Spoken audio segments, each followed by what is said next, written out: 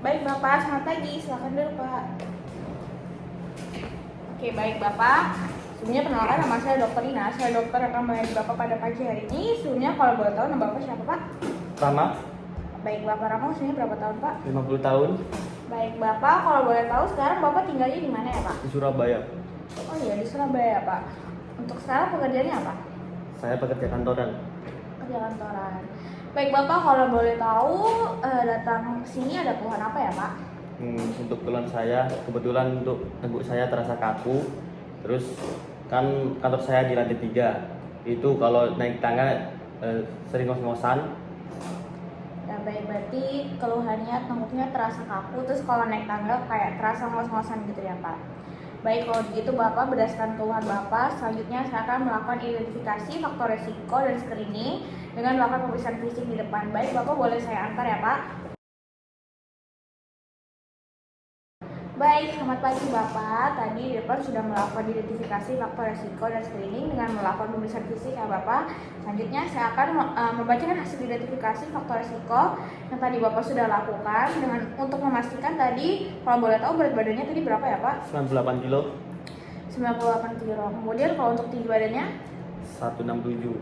Oke baik, tadi setelah diukur untuk lingkar perut Bapak 103 cm. Kemudian untuk tensi tadi 103/90 ya Bapak, berarti Jadi cukup nggak normal tinggi loh? ya Pak. Iya cukup tinggi Pak. Kemudian untuk palpasi nadinya tadi 88 kali. Kemudian untuk pemeriksaan fisik seperti auskultasi jantung dan paru, kemudian pada tes sensasi pada tungkai dan pada nadi dorsalis pedis juga dalam keadaan normal ya Bapak. Berarti tadi Bapak bisa dilihat kalau tensinya yang cukup tinggi ya Pak. Oke baik, selanjutnya melihat dari faktor risiko yang ada pada Bapak, saya akan melakukan anamnesa ya Bapak dan melakukan identifikasi gaya hidup Bapak. Untuk di keluarga Bapak sendiri, apakah ada riwayat penyakit Bapak mungkin seperti diabetes dan hipertensi seperti itu Pak? Kebetulan mama saya ada penyakit riwayat jantung. Untuk saya kebetulan ada hipertensi. Oh iya baik, berarti dari kedua orang tuanya ada riwayat hipertensi dan penyakit jantung ya Pak? Oke, kalau begitu sebelumnya berdasarkan faktor risiko tersebut, apa Bapak sudah pernah melakukan cek kesehatan berkala Pak? Belum Pernah ya belum Pak? pernah. Oke, sebelumnya kalau boleh tahu apakah Bapak sendiri merokok? Merokok berapa? Merokok berarti ya, Berat. Pak? Oke baik. Kalau begitu sekarang saya mau tanya nih Pak, untuk pola makan Bapak sendiri gimana Pak? Kebetulan kalau sekali makan saya makan 2 bungkus nasi padang. Sekali makan 2 bungkus nasi padang ya Pak? Iya. Kalau untuk makan sayur atau makan makanan sehat itu Tidak pernah. Tidak pernah ya Tidak Pak, pernah jarang ya Pak. makan. Oke. Kalau begitu Bapak kan tadi katanya melakukan kerja kantoran ya Pak, terus juga makan. Nah, kalau untuk melakukan aktivitas fisik yang teratur, apa Bapak pernah kayak olahraga atau gym gitu Pak? Cuma keinginan aja. Keinginan doang. Iya. Tapi belum dilakukan. Belum, ya? belum.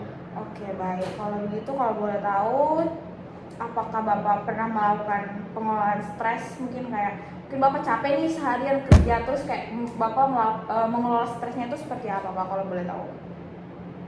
Saya sering main game sih untuk mengolah stres. Oh iya, main Iya. game. Nah, main game. Kalau untuk main game sendiri itu kapan Pak? Apakah mengganggu waktu tidur atau seperti apa Pak? Sangat mengganggu, soalnya aku kan dari malam ketemu pagi gitu. Oh, oke. Berarti kayak malamnya main game terus nanti paginya lanjut kerja gitu ya Pak? Ya baik, kalau boleh tahu Pak, ini kan berdasarkan hasil wawancara saya dengan Bapak yang barusan dan pemeriksaan saya, sepertinya penyakit Bapak ini berhubungan dengan kebiasaan Bapak nih. Dari kebiasaan Bapak tadi seperti tidak pernah olahraga, main game sampai malam, terus juga makannya sedikit berlebihan. Nah, itu kan membuat faktor-faktor resiko ya Pak berdasarkan keluhan Bapak tadi. Nah, sekarang saya mau nanya nih Pak, apakah barangkali Bapak ini ada niat untuk mencoba menghentikan kebiasaan itu dalam waktu 6 bulan ke depan? Ada ya Pak, berarti ada niat seperti itu ya Pak? Oke, kalau begitu, atau mungkin barangkali dalam waktu 1 bulan ke depan ini sudah memiliki rencana nih Pak untuk melakukan hal-hal kecil untuk menghentikan kebiasaan itu? Enggak. Berarti belum ada rencana ya, tapi sudah berniat seperti itu ya Pak? Berniat. Oke baik. Kalau begitu apakah selama ini Bapak sudah berusaha melakukan upaya untuk menghentikan kebiasaan itu Pak? Enggak sih. Belum ya Pak? Belum. Oke Oke, berarti baik kalau begitu Bapak. Berarti selanjutnya saya akan menentukan stage of change Bapak. Berarti Bapak ini sudah masuk ke contemplation, di mana Bapak sudah ada niat tapi belum memiliki rencana dan belum melakukan upaya ya Pak. Oke, baik Bapak. Tadi setelah saya lakukan wawancara Bapak kan tadi katanya belum pernah melakukan cek kesehatan berkala ya Pak. Mungkin untuk kedepannya Bapak bisa lakukan cek kesehatan berkala Pak. Soalnya kayak tadi setelah dilakukan cek kesehatan kan ada hipertensi dan takutnya ada gangguan-gangguan lain Pak. Jadi mungkin untuk kedepannya Bapak bisa lebih sering untuk melakukan cek kesehatan berkala ya Pak. Kemudian Bapak mungkin kedepannya juga lebih rajin lagi untuk melakukan aktivitas fisik Pak. Mungkin kayak olahraga teratur minimal 3 kali seminggu Pak, atau mungkin 150 menit per minggu doang tuh udah cukup nih Pak, dengan meningkatkan secara moderat dari ringan ke berat. Jadi kayak dari awal tuh mungkin kayak cuma jalan kaki, nanti lama-lama itu kayak mungkin Bapak jadi lebih bisa jogging setiap pagi. Seharusnya seperti itu ya Pak.